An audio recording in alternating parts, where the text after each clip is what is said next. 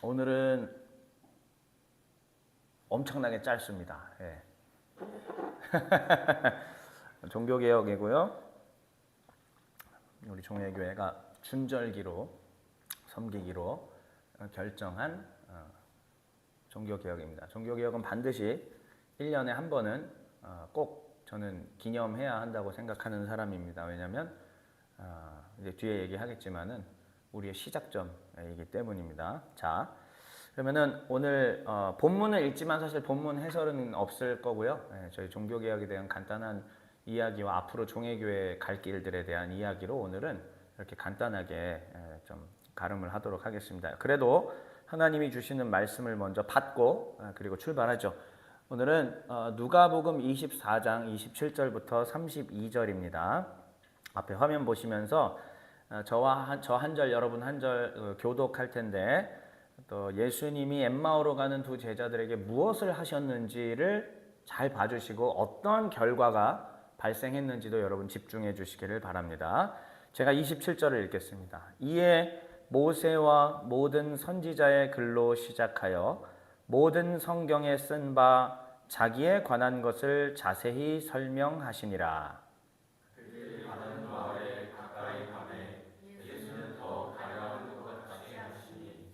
그들이 강권하여 이르되 우리와 함께 유하사이다. 때가 저물어 가고 날이 이미 기울었나이다 하니 이에 그들과 함께 유하러 들어가시니라. 그들과 함께 음식 잡수실 때 떡을 가사 축사하시고 떼어 그들에게 주시니 그들의 눈이 밝아져 그인 줄 알아보더니 예수는 그들에게 보이지 아니하시는지라. 그들이 서로 말하되 길에서 우리에게 말씀하시고 우리에게 성경을 풀어주실 때 우리 속에서 마음이 뜨겁지 아니하더냐 하고. 아멘. 아주 그래도 짧게만 얘기하면 27절에서 모세와 모든 선지자의 글로 시작해서 성경에 쓴 바 예수님 자기 자신에게 해당하는 부분들을 다 설명해 줬대요. 우리는 알고 있지 않습니까? 구약에도 누가 기록되어 있다. 오실 우리 구주 메시아에 대한 이야기가 기록되어 있다는 걸 알고 있지 않습니까? 그 부분에 대한 것들을 설명하니까 32절에 어떤 결과가 나느냐. 이 엠마오로 가던 두 제자가 이렇게 얘기하는 거예요. 길에서 우리에게 말씀하시고 우리에게 성경을, 구약 말씀이죠. 성경을 풀어주실 때에 우리 속에서 마음이 뜨겁지 아니하더냐 하고, 결국은 성경 말씀을 풀어주실 때, 하나님 말씀을 풀어주실 때 그때 마음이 뜨거우며 성령이 그 안에 역사하시는 하나님의 구원의 역사와 변화의 역사가 말씀을 풀어주실 때에 있었다라는 이 내용을 우리가 기억하기를 바랍니다. 이것이 종교개혁의 출발점이었습니다. 자, 오늘의 제목 한번 같이 읽어볼게요. 21세기 시작. 21세기의 한국의 종교개혁과 종례교회. 네, 오늘은 종교개혁 506주년입니다. 제가 2017년에 또 종교개혁 500주년 유럽 여행을 또 감사하게 다녀올 수 있었습니다. 그때가 아직도 생생히 기억나는데 벌써 6년이라는 세월이 그새 또 이렇게 흘렀어요. 저는 이 종교개혁을 종례교회의 출발과 함께 어떻게 우리 성도 여러분들과 나눠야 할까 고민을 좀 많이 했습니다.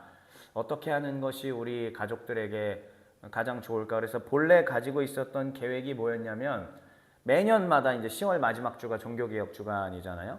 그러니까 연 1회 종교개혁자들의 삶의 발자취를 한 명씩 소개하는 것, 이게 본래 가지고 있었던 계획이었습니다. 그래서 뭐 루터, 칼빈, 쯔빙글리 이런 식으로 한 명 한 명을 소개하고 그들의 삶의 발자취를 좀 나누는 그런 시간들을 가져보려고 했습니다. 그런데 며칠 전에 우리 운영위를 공식적으로 모인 게 아니라 운영위 중 몇몇 분들과 함께 좀 대화를 나눴어요.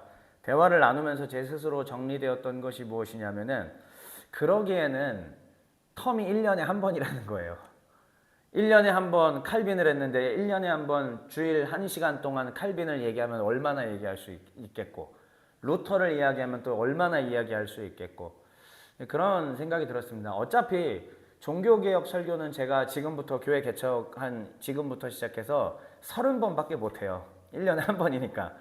그렇다면은 매년마다 또 그 시대의 메시지들이 있을 거고 매년마다 그 역사가 우리에게 전해주고자 하는 역사 속에서 개신교회의 역할과 또 메시지들이 분명히 있을 텐데 그거를 한 명 한 명 이렇게 다 하기에는 좀 이상하다. 시간도 아깝고 좀 이상하다 이런 좀 생각이 들었습니다.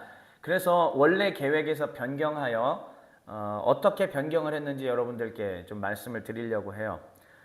이 종교개혁자의 삶의 발자취를 훗날 우리가 훗날 만들게 될 수요 강좌 때 해보려고 합니다.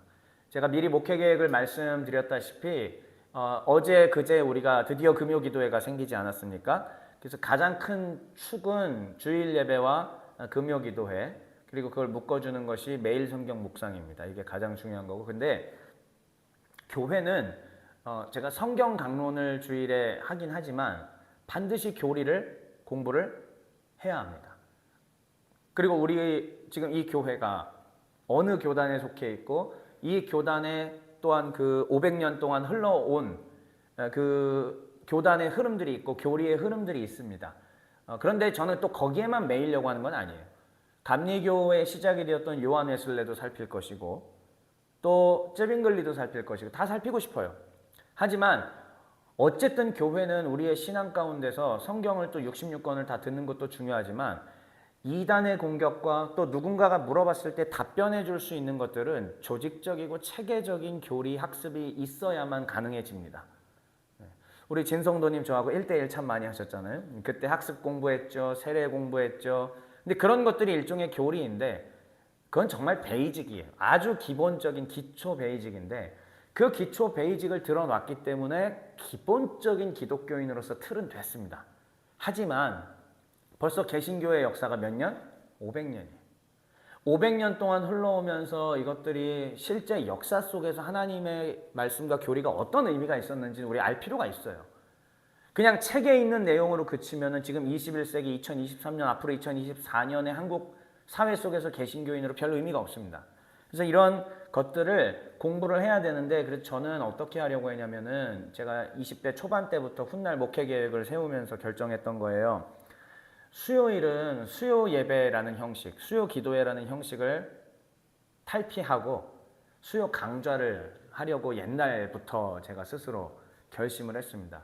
칼빈의 기독교 강요만 해도 양이 이만큼이고 마틴 로이드 존스도 이만큼이고 그 밖에 뭐 헤르만 바빙크도 이만큼이고 루이스 뻘콥도 이만큼인데 이거를 목회자들만 알고 끝나는 것은 조금 너무 그렇고요. 목회자가 어렵게 공부하고 쉽게 성도들에게 그것을 유익하게 풀어내는 것은 마땅히 교회의 녹을 받고 있는 목회자가 해야 할 일이라고 생각이 됐습니다. 그래서 그건 언제 하느냐? 수요일에 풀어내면 좋겠다. 근데 이제 지금까지 제가 가지고 있는 생각은 현대인들이 저녁이 다 바쁘잖아요. 퇴근하고 또 밤이 없는 삶을 우리의 부모님 세대들이 다 그렇게 살아오셨는데 지금 우리 세대들은 워라벨의 시대 아닙니까?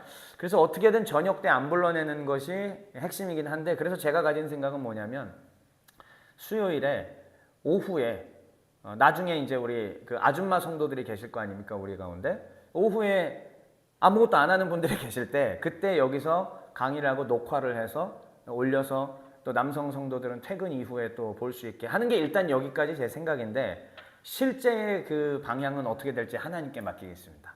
몇 시에 모이는 게 과연 합당한 건지 그때 또 우리 종회교회 가족들이 뭘 원하는지 그것들을 또 흐름에 맡기고 또 하나님의 인도하심에 맡겨서 그때 또 하도록 하겠습니다. 자, 예상치도 못하게 1년이나 앞당겨서 금요기도회가 세워졌잖아요. 수요 강좌는 언제 생길까요? 네, 참고로 수요 강좌는 1년 12달 매주 하는 게 아니라 저는 학기제로 하고자 합니다. 방학이 반드시 있어야 되고 방학 동안 제가 충전해야 합니다. 공부해야 되고 또 배우고 이런 과정들을 해야 여러분들 우리 성도들에게 더 좋은 걸 드릴 수 있기 때문에 수요 강좌는 또 학기로 이렇게 방학을 두고 할 계획을 갖고 있습니다. 자, 그렇습니다. 그래서 이제 이런 얘기들을 좀 먼저 들어가면서 여러분들한테 말씀을 드렸고요. 그래서 오늘의 계획은 뭐냐면은 오늘의 말씀의 계획은 종회교회가 2023년에 세워졌습니다. 아주 세상에서 가장 작고 초라하고 볼품없는 교회예요. 예수님께서 태어나셔서 누이셨던 구유와도 같은 정말 그런 작고 볼품없는 종회교회입니다. 하지만 이 교회를 저는 하나님이 세우셨음을 믿습니다. 동의하십니까? 동의하시는 분들은 아멘으로. 네. 하나님이 세우신 이 교회가 앞으로 21세기 상반기까지 제가 죽지 않고 계속 산다면, 자연사 한다면 상반기 동안 하고 은퇴를 하게 될 텐데, 그렇다면은 21세기의 상반기까지 한국 사회 속에서 우리 교회를 통해 하나님이 무엇을 하실 것인가? 저는 늘 거기에 고민이 있습니다. 단지 성경을 가르치는 데만 관심 있는 게 아니에요. 그걸 통해서 어떠한 열매, 어떠한 아웃풋을 낼 것인가가 저한테 훨씬 더 중요합니다. 한국의 21세기 한국 사회, 한국 개신교회는 종교 개혁이 반드시 필요한 시대입니다. 이 종교 개혁이 필요한 시대 가운데 종회교회는 과연 어떤 역할을 할 수 있을 것인지를 교회 우리 설립된 첫 해 원년의 종교 개혁 주일에 이 자리에 계신 우리 가족 여러분들에게 함께 나누려고 합니다. 자, 그렇다면 이제 본론으로 좀 말씀을 드릴게요. 오늘은 딱 2페이지밖에 없어요. 기쁘시죠? 네, 딱 요거랑 그 다음 페이지하고 끝납니다. 종교개혁이 중요한 까닭부터 좀 얘기를 해보려고 해요. 여러분, 종교개혁은 무엇입니까? 한번 같이 읽어볼까요? 시작! 네, 개신교의 시작점입니다. 종교개혁은 우리가 막 종교개혁, 루터, 칼빈, 쯔빙글리 이런 얘기들을 많이 하는데 이게 왜 중요하냐면 지금 여러분들이 앉아 계신 이곳, 그리고 여기서 하나님께 예배드리고 있는 이 교회 공동체가 어느 전통 위에 서 있냐면 개신교회의 전통에 서 있기 때문입니다. 그리고 그 개신교회의 시작이 유럽에서 16세기에 종교개혁을 통해 이루어졌기 때문에 그래서 굉장히 중요한 것이죠.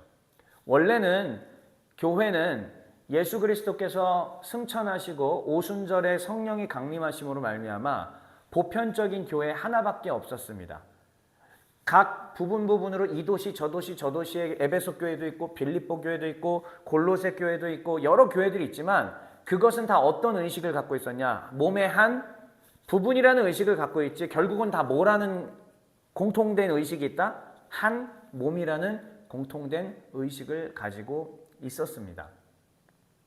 그래서 보편적인 한 몸의 공동체, 교회 공동체라는 말이 사실은 별게 아니라 따라해 볼게요. 가톨릭. 가톨릭이 그런 뜻이에요, 원래. 가톨릭 이 말이 원래는 보편교회라는 뜻이에요. 보편적인 하나의 교회다 이런 뜻입니다.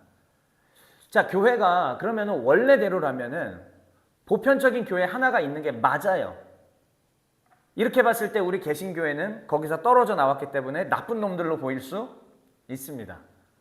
일견, 다른 반대 입장에서 봤을 때는 당연히 우리가 떨어져 나온 집 나간 자식들로 보이는 게 맞아요. 그러나 왜 나왔느냐라는 것이 중요합니다. 16세기 때 우리가 나올 수밖에 없었던 하나님이 루터를 세우시고 칼빈을 세우시고 쯔빙글리를 세우시고 이 수많은 개혁자들을 통해 거기서 나올 수밖에 없게 하셨던 이유가 있었습니다. 왜냐하면 그 당시에 보편교회 가운데에는 제가 함부로 단언할 수는 없지만 그 당시에 그들이 외쳤던 메시지와 그들이 행동했던 것들을 종합해 볼 때 그 당시에 보편교회에는 뭐가 없었을까요? 구원이 없었습니다. 심각한 얘기로 가야죠. 구원받는 자들이 거의 없었다라고 보는 게 맞습니다. 왜냐? 올바른 말씀이 선포가 되지를 않고 예수 그리스도의 십자가를 인한 구원의 메시지들이 선포되지 않고 면죄부를 사면 죽은 네 가족이 천국으로 갈 것이다 라는 이러한 소리들, 전반적으로 종교가 거대한 건물과 화려한 예식 그리고 거기서 얻어지는 부를 누리기 위하여 성경이 말하고 있는 핵심 진리와 가치에서 어떻게 됐다? 완전히 벗어나 있었습니다. 그렇다면 거기서 선포되는 그 메시지와 가르침 가운데 구원받는 백성들이 얼마나 있었을까요? 이것을 깨달은 자들이 더 이상 견딜 수 없어서 움직이기 시작했던 그 자그마한 발걸음 하나하나가 큰 물줄기가 되고 큰 강줄기가 되어 유럽 사회 전반의 흐름을 바꾸어 버렸으니 우리는 그것을 뭐라고 부른다? 따라해 보겠습니다. 종교개혁. 네, 우리는 그것을 종교개혁이라고 부릅니다. 자, 그렇다면 두 번째 내용이 재밌어요. 박지엽과 종교개혁. 제가 왜 종교개혁에 더 심취하고 또 중요시 여기는지에 대해서 여러분들께 좀 말씀을 드릴게요. 저는 역사 교육을 전공을 했습니다. 그리고 불행하게도 신학교에서 역사 교육을 전공했습니다. 원래는 임용고사를 쳐서 학교 선생님이 되는 것이 제 꿈이었는데 하나님의 은혜인지 아니면 불행인지 신학교라는 곳을 가서 역사 교육을 전공하다 보니 정작 임용고사에서 중요시하는 부분들에 대해서는 공부를 많이 안 하게 되죠. 그럼 어디에 대해서 공부를 많이 할까요? 기독교 역사, 고대 그리스 로마. 왜? 고대 그리스 로마 이쪽을 해야 예수님에 대한 얘기들이 풀리니까. 그래서 그냥 원치 않는 그런 것들만 공부하고 그 다음에 또 서양사 교수님이 두 분 계셨는데 그 중에 한 분이 종교개혁을 전공하셨어요. 그걸로 박사를 받으셨어요. 스코틀랜드의 장로교회를 시작했던, 한번 따라해볼까요? 처음 들어보실 수도 있어요. 따라해볼게요. 존 낙스. 네, 존 낙스라는 사람이 스코틀랜드에서 장로교회를 시작을 했어요. 이 존 낙스라는 사람을 전공을 하셨습니다. 자, 그러면 이분 밑에서 배우는 학생들은 뭘 위주로 배울까요? 뭘 해도 존 낙스, 뭘 해도 존 낙스, 뭘 해도 존 낙스입니다. 그리고 그 존 낙스에 대한 이야기를 하기 위해 빌드업을 해가시죠. 종교개혁. 네. 모든 것이 그렇게 될 수밖에 없었습니다. 그래서 중세를 배우고 중세 대학이 어떻게 세워졌는지 배우고 중세 개신교회가 중세 그 유럽의 보편교회가 얼마나 타락했는지를 배우고 늘 그런 거에서 발표 수업하고 페이퍼 써서 내고 이런 것이 제 하는 일이었어요. 대학 때. 그러니까는 다른 사람들에 비해서 종교개혁에 관심을 가질 확률이 매우 높았죠.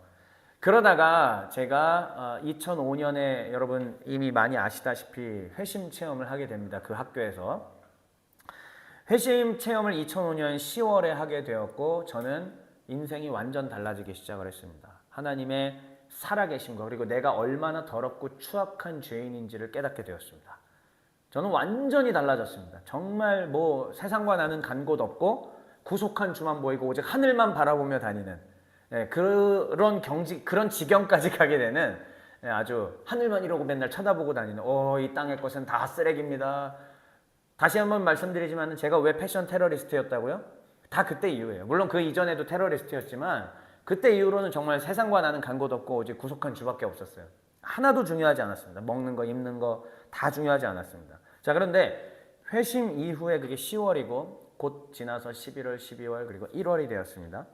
1월이 되었고 저는 1차 내면에 종교개혁이 일어났어요. 바로 우리 한국의 또 위대한 믿음의 선조이신 손양원 목사님이 목회하셨던 애양원, 우리 나병 환자들과 함께 한센병 환자들과 함께 뒹구셨던 그 애양원을 갖고 그곳에서 주기철과 손양원의 이야기를 제가 접하게 되면서 다시 한번 내가 알고 있던 기독교회, 개신교회가 이게 아니었구나라는 걸 깨달았습니다. 우리나라에 이런 믿음의 선배가 계셨다니. 전 그때까지 손양원 손자도 못 들어봤거든요. 참 이상했죠? 한 번쯤은 들어볼 법한데도 손양원의 손자도 몰랐습니다. 근데 거기 처음 가서 손양원을 알게 되고 이러한 삶을 살아온 분이 계셨다니. 그것도 불과 얼마 전에, 불과 100년 전, 아니 100년도 아니에요. 불과 50년 전까지 살고 계셨던 우리 믿음의 선배님. 우와. 자, 그리고 한 달 뒤에 저는 2차 내면의 종교개혁이 일어나게 되었습니다. 그 이후로 하나님이 북한 선교를 하는 모퉁이돌 선교회로 저를 불러가셨고 제32회 모퉁이돌 선교학교를 주문도라고 하는 작은 섬의 폐교에서 진행을 하게 되는데 그곳에서 저는 제 부름받은 악기 연주를 찬양을 하면서 또 말씀을 듣는데 세우신 그 목사님의 말씀과 간증들을 통해서 제가 깨달았죠. 나는 기독교회를 너무 잘못 알고 있었다. 사실 종교개혁은 잘못 알고 있던 것으로부터 탈피하는 것이에요. 루터도 원래는 보편교회의 사제였습니다. 사제예요. 그런데 자기가 성경을 읽어보고, 이제 사제는 성경을 라틴어 성경도 읽을 수 있고 하니까 보고 했더니 지금의 교회의 모습과 성경의 가르침이 어떻다? 전혀 다르다라는 걸 깨닫고 돌아선 운동이 종교개혁이었던 것처럼 저도 1차 내면의 종교개혁, 애양원, 그리고 한 달 뒤에 2차 내면의 종교개혁, 북한 선교 이야기를 들으면서 완전히 생각이 바뀌었습니다. 그래서 감정적으로 울면서 기도하는 게 아니라 이 이성이 완전히 돌아서게 되는 놀라운 체험을 하게 된 거잖아요. 생각이 바뀌었습니다. 내가 알고 있던 그동안의 기독교는 이게 아니었구나, 잘못됐구나, 올바른 부분으로 돌아가자라고 제가 결심을 하고, 그로부터 이제 마지막 대학 4학년에 한 달 뒤에 3월부터 마지막 대학 4학년이 시작이 됐습니다. 그리고 하나님의 은혜로 저는 여름에 8월에 그 직전에 그 6월부터 20일 금식 기도를 하고 성령으로 충만해진 상태로 또 남성합창단 영국 순회 연주를 8월에 떠나게 되었습니다.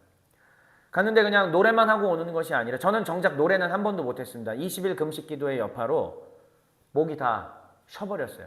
여러분 금식 장기간으로 하면 목이 안 돌아옵니다. 참고로. 그리고 미리 말씀드렸다시피 멍청하게 단복을 놓고 갔습니다. 우린 다 하얀색 단복이거든요. 근데 단복을 놓고 갔어요. 나 어떻게 해요? 그런데 20일 금식을 했기 때문에 10kg에서 11kg가 빠졌습니다. 일단. 그런데 재밌었던 거는 제 후배가 그 당시에 얘도 이상한 거예요. 내가 왜 양복을 2벌 갖고 왔지? 실수로 양복을 2벌 갖고 왔어요. 근데 제가 11kg 정도 빠지니까 그 친구의 양복이 딱 맞았던 겁니다. 그래서 하나님이 그러니까 모든 게 다 은혜인 거예요. 그러니까 그때부터는 금식 기도하고 나니까는 충만하잖아, 다 사람이. 그러니까는 모든 게 양복을 예비하신 하나님. 그러니까는 저는 어차피 노래도 못 부른다. 그래도 제가 이제 그 마칭곡들이 있어서 드럼을 몇 곡 연주를 했거든요. 그래가지고 저는 그냥 까만 양복 입고 드럼만 쳤어요. 그래서 처음부터 저는 그 영국에 계신 그 관객들이 제가 드럼보이로 알고 있어요, 저를. 전 원래 노래하는 제가 하이 테너 넣던 사람인데 노래하는 사람인지 몰라. 드럼보이만 했어요. 그래서 그걸 입고 막 하는데 연주만 하고 끝나는 것이 아니라 여러 군데들을 돌아다니는데 와, 대동강변에서 순교했던 토마스 선교사가 어린 시절에 자라났던 교회를 가보고, 그리고 그가 파송받은 교회 것도 가보고 나중에 커서, 그리고 감리교회의 시작이 되었던 요한 웨슬레가 올라가서 설교했다고 하는 돌단도 보게 되고, 그리고 더 놀라운 거 마지막 날 귀국하기 전에 런던에 하루 딱 머물렀는데 그때 올소울 그냥 스타벅스, 우리는 정신없어. 그냥 뭐 아무것도 신경 쓸 것도 없고 마지막으로 영국에 왔으니 스타벅스 한번 또 이제 그냥 괜히 이런 데서 다리 꼬고 커피 한번 마셔보자 요거예요. 오직 그거밖에는 관심이 없습니다. 마지막 날이니까 다 했으니까.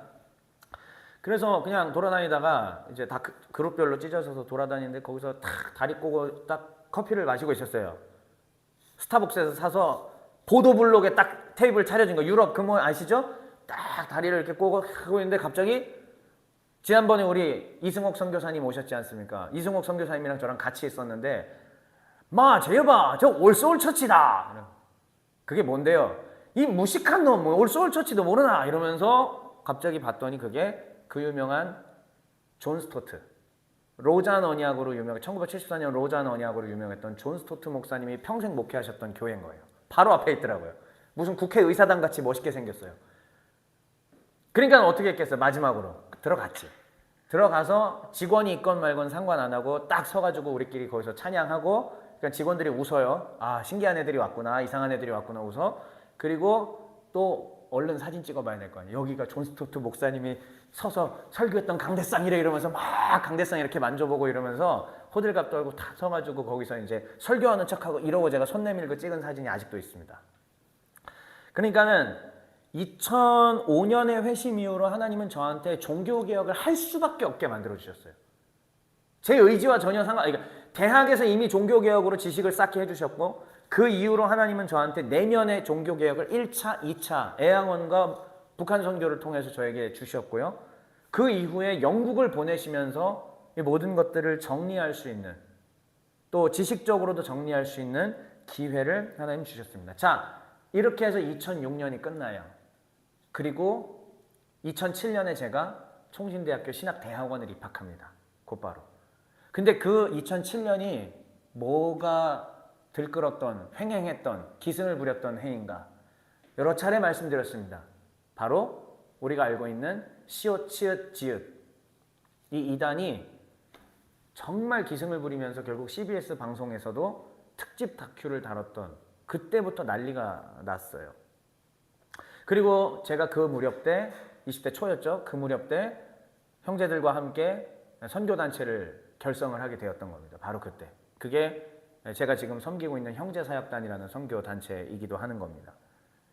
2007년에 형제사역단을 세우면서 어떤 역사적 배경이었느냐면, 이미 내면의 회심들이 있었고 1년 동안 충분히 이제 회심해서 뜨거운 상태고요.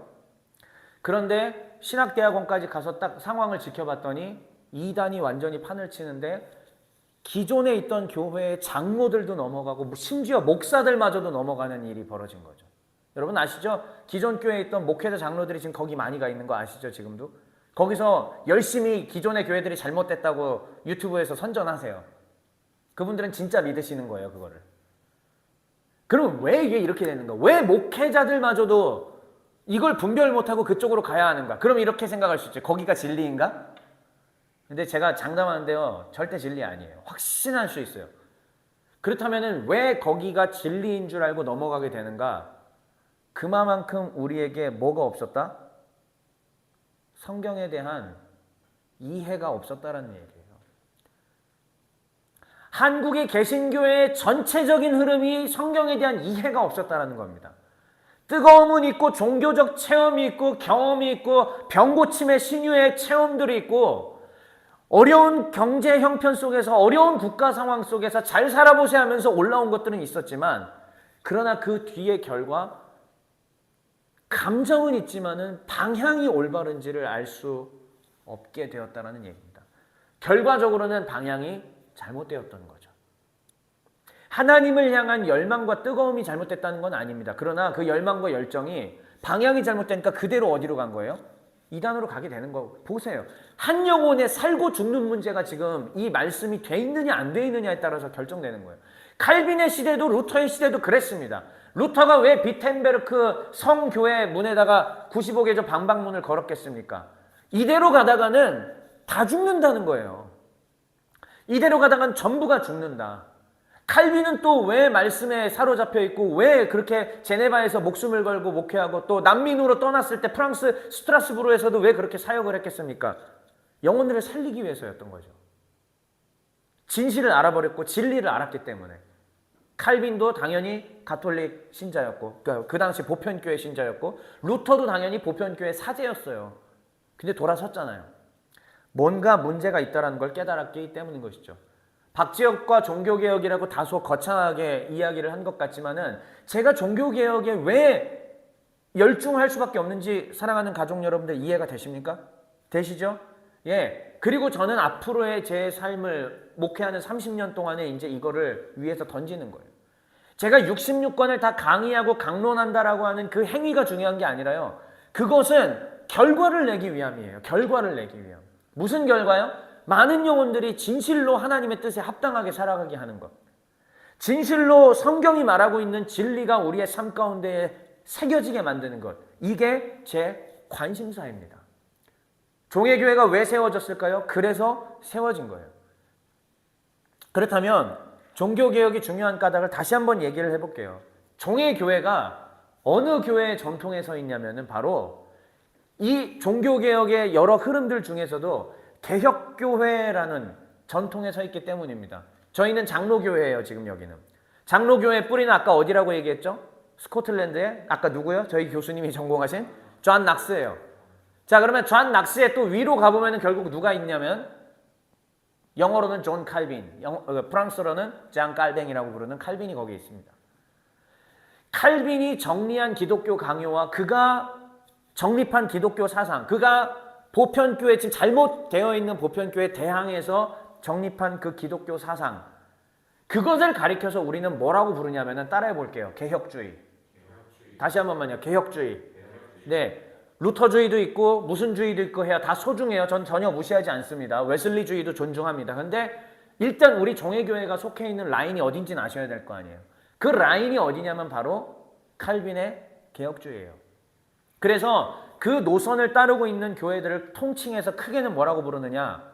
따라해 보겠습니다. 개혁교회. 네. 개혁교회, 그러니까 그냥 그 모든 것 교회를 다 통칭해서 우리는 개혁교회라고 이야기를 합니다. 자, 그렇다면 개혁교회의 핵심이 무엇인가? 루터로부터 시작된 거긴 하지만은요, 오직 성경, 그리고 오직 믿음, 솔라 스크립투라, 솔라 피데, 그 다음에 오직 은총인 솔라 그라티아까지. 이게 루터로부터 출발했고 또 칼빈으로 계승이 되고 모두에게 다, 종교개혁자들에게. 결국은 개혁교회의 핵심이 뭐냐면은 오직 성경이다. 스크립투라가 성경이에요. 오직 성경. 지금 중세 그 16세기 당시에 중세 보편교회는 성경을 갖고는 있지만 성경을 뭐 시켰다? 화석화시켰어요. 화석이 됐어. 살아있는 게 아니야. 죽었어. 그러나 개혁자들은 뭘 원했던 거죠? 이 화석을 이제 용액을 떨어뜨려서 어떻게 하겠다? 생명을 살리겠다라는 얘기예요. 성경이 저 구시대의 예수님의 그 시대의 바울의 그 시대의 메시지로 그치지 않게 하고 지금 살아서 우리를 구원하는 하나님의 메시지가 되게 하겠다는 게 개혁자들의 중점 사안이었어요. 해냈습니다. 개혁교회는 바로 이것을 기초로 더 나아가서 뭐라고 얘기하느냐? 따라해 볼게요. 개혁교회는 끊임없이 개혁되어야 한다. 이게 정말 멋진 말이에요. 개혁교회는 한 번 개혁교회로 세워졌기 때문에 그냥 그대로 굳어도 된다? 아니에요. 계속 우리를 돌아봐야 된다. 계속 하나님 말씀에 비추어 봐야 되고 역사에 비추어 보면서 개혁교회는 썩지 말아야 된다. 썩을 것 같으면 또 쳐내고 잘라내고 정신 차리고 날마다 개혁교회는 끊임없이 변하고 말씀의 원천으로 돌아가고자 노력해야 된다. 이게 바로 개혁교회의 전통이에요. 자, 그렇다면 우리 종회교회는 다시 어느 노선이라고요? 개혁교회, 개혁주의의 노선이잖아요. 자, 그러면 우리는 시작부터 이미 무슨 DNA를 갖고 있는 교회예요? 개혁에 대한 DNA를 갖고 있는 교회입니다. 옳은 대로 가기 위한, 성경이 말하고자 하는 핵심으로 돌아가기 위한, 가다가 조금이라도 잘못된 것 같으면 다시 돌아오는, 이게 우리의 핵심입니다. 그래서 우리 시대에도 종교개혁이 필요하다고 확신하게 되었습니다. 2006년, 7년 이후부터요. 정확하게 2007년부터죠. 그리고 제가 지금까지 준비하며 살아왔습니다. 자, 이제 16세기 종교개혁은 그렇다면은 루터와 칼빈이 있었던 시대의 종교개혁의 패러다임은 뭐냐면은 한번 읽어볼게요. 맨 윗줄 시작. 성경은 그냥 라틴어 성경밖에 없는 거예요. 백성들이 읽을 수 있어요? 아무도 못 읽어요. 성경을 강론해 주는데 어느 나라 말로 그냥 읽어? 라틴어로 읽어요. 우리 진성도님 지금 여기서 제가 라틴어로 성경을 읽고 내려가요. 아멘 할 수 있어요? 뭔 말인지 모르잖아요. 그 당시 그랬다는 거예요. 번역된 성경이 있긴 합니다. 근데 가격이 어떻게 될까요? 성경 한 권에 한 5천만 원이면 사겠어요?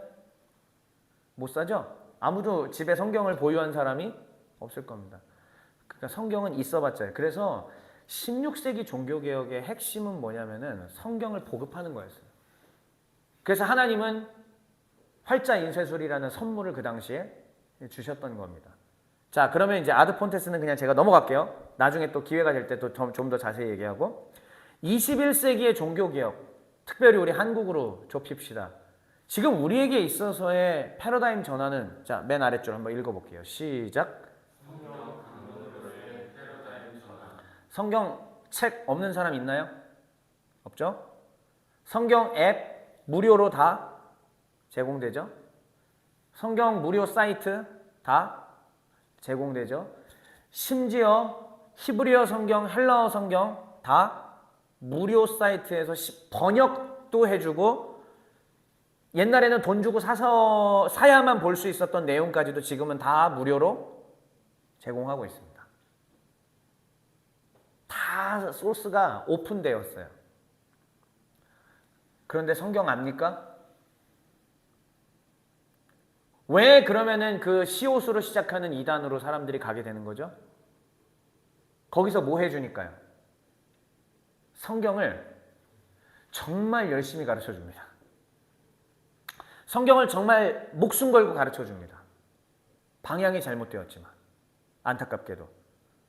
그러니까 사람들이 거기로 가는 거예요. 그렇습니다. 지금 우리 시대에도 여전히 하나님 말씀을 알고 싶은 열망으로 가득 차 있는 사람들이 많아요. 그런데 애석하게도 우리 시대의 교회의 흐름들이 주일의 강단이 어떻게 가고 있을까요? 성경을 가르치는가? 성경을 읽고 다른 말을 하는가? 여러분 어떻게 생각하십니까? 답변 안 하셔도 좋습니다. 이게 21세기의 한국의 종교개혁이 필요한 이유입니다. 하나님께서는 저를 20년 동안 준비시키셨습니다. 뭐 하는 사람으로요? 성경 출판자가 아니고요. 성경 강론자로서 준비시키셨습니다. 왜요? 이게 우리 시대의 개혁이기 때문이에요.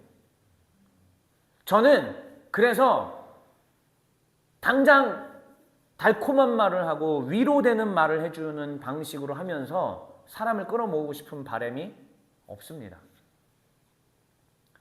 이 성경 강론, 깊은 샘, 원천이라고 부릅니다. 여기서 물이 많이 올라와서 정말 생명수 샘물이 올라온다면은 사람들이 마실까요, 안 마실까요? 마시러 올까요, 안 마시러 올까요? 오죠? 제가 어제 그제 오랜만에 TV로 방송을 하나 봤는데 차인표 씨랑 류수영 씨랑 또 제이슨 또 그다음 한 명이 누구였더라? 하여튼 그렇게 해서 환경을 보호하는 뭐 녹색 아버지 회라는 그런 거를 했어요. 그래서 성함이 류수영 씨가 맞나? 예, 남자 배우 류수영 씨 맞죠? 박하선이랑 결혼하신 분. 아 맞죠? 예. 그분이 스리랑카를 갔는데 스리랑카의 쓰레기장이야. 근데 그 쓰레기장 정말 이제는 한계를 넘어섰어요. 수용의 한계를 넘어섰어. 정말 참담하기 그지없더라고요. 그런데 거기에 놀라운 장면이 있었습니다. 거기에 코끼리 가족들이 날마다 찾아와요. 쓰레기 더미를 다니면서 뭐 하는지 아십니까? 뒤지면서 인간들이 먹다 남긴 음식물을 찾아 먹는데 얘들이 그럼 우리처럼 예민한 손이 있습니까? 뭐가 있습니까? 코끼리 아저씨가 아무리 코가 손이라도 예민하게 할 수 있어요? 비닐, 플라스틱 다 어떻게 되고 있어요? 그들의 뱃속으로 들어가고 있더라고요. 더 놀라운 장면은 여기서 이제 정말 모든 출연진들이 같이 그걸 영상을 보면서 충격받았는데 물웅덩이가 있는데 그 물웅덩이가 여러분 쓰레기장의 가운데 있는 물웅덩이면 무슨 물일까요? 쓰레기 침출수죠. 그렇죠? 거기에서 헤엄치고 있더라고요. 코끼리들이. 사람은 아니, 당연히 인간은 거기서 헤엄치면 큰일 나고 근데 코끼리들이 거기서 헤엄을 치고 있더라고요. 그리고 더 놀라운 거 코끼리들이 얼마나 똑똑한지 쓰레기차가 오후 2시에 매일마다 온대요. 오후 2시 되면 그쪽으로 모여요. 왜요? 그나마 신선한 음식이 오잖아. 저는 그 방송을 보면서 이런 마음이었습니다. 지금 우리의 16세기 때의 그 당시 유럽에 살고 있었던 주의 백성들이 그런 걸 먹고 있었고 또 지난 30년 세월 동안 한국의 개신교인들이 그런 걸 먹고 있었으며 지금도 역시 그런 거를 먹고 만족하고 있지는 않는가. 그런데 그런 걸 먹고 있으면서도 일단 배가 차니까 자기의 뱃속으로 플라스틱이 들어가고 비닐이 들어가고 썩은 음식들이 들어감에도 불구하고 못 알아차리는 거예요. 일단 배가 차니까. 그러면 우리에게 뭐가 필요하느냐? 정말 이 쓰레기장과는 다른 저 떨어진 곳에서 땅으로부터 깊이 파서 맑은 샘이 막 올라와. 아직은 근데 사람들이 모릅니다. 하지만 조금씩 이 맑은 샘물을 먹고 건강해지고 자연 생태계가 조성이 되고 아름다운 꽃이 피고 아름다운 환경이 조성돼서 그것들이 알려지면은 어떻게 될까요? 나비가 날아오겠고 벌이 날아오겠고 지나다니던 코끼리도 여기에 와서 더 이상 그곳에서 먹지 않고 여기서 마시게 되겠죠. 종교 개혁자들이 바로 그것을 보았던 것입니다. 16세기 때. 그리고 저는 21세기의 초입에 2005년, 6년, 7년 이 무렵 때에 한국교회가 평양 대부흥운동 100주년을 준비하고 있었던 바로 그때에 그 2007년 상암동에서 월드컵 경기장에서 평양 대부흥 100주년 기념 행사를 치렀던 바로 그 해에 대형 이단 사건이 터지고 사람들이 그쪽으로 막 가면 그때에 하나님이 저에게 깊이 땅을 팔아. 샘물이 거기 있다. 사람이 사람을 살릴 수 있는 영혼을 살릴 수 있는 물이 거기에 있노라 라는 것을 그때부터 하나님이 저에게 알려주시기 시작하셨습니다. 그리고 20년을 준비했습니다. 20년 가까이 준비했습니다. 그리고 이 종회교회를 여러분들과 함께 시작을 했습니다. 우리는 어디로 가야 될까요? 성경을 강론하는 것으로 패러다임을 전환해야 합니다. 저부터 그렇게 해서 하고 있을 거고 앞으로 많은 사람들이, 많은 목회자들이 이것을 함께 이 운동에 동참하기를 바랍니다. 그리고 그 교회를 또 섬기는 많은 성도들이 정말 성경 사랑하고 사랑에서 성경 사랑에 그치지 않고 정확히 인지하고 주의 뜻이 무엇인지 알기 위하여 묵상하고 삶으로 실천해낼 수 있는 그러한 우리 시대의 종교개혁이 일어나기를 간절히 바랍니다. 하나님이 종회교회를 통해 그렇게 하시기를 주의